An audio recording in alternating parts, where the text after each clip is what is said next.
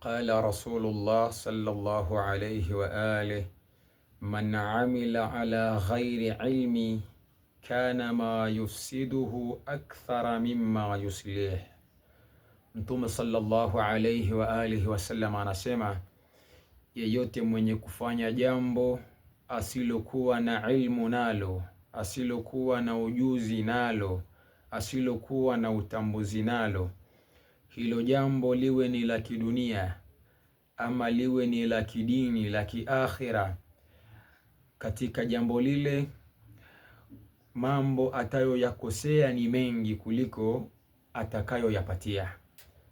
Kama ni biashara, hasara utakayoipata itakuwa ni kubwa kuliko faida unayoipata, kwa sababu biashara umeifanya kichwa huijui.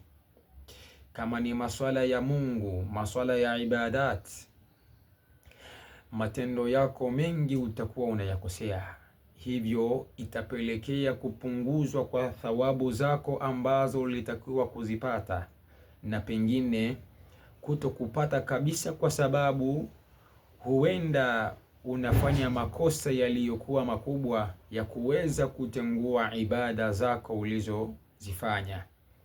Hivyo ushauri wa dini ya Kiislamu unataka ya kwamba kila jambo utakalotaka kulifanya ni lazima utafute maarifa na ujuzi wa jambo hilo.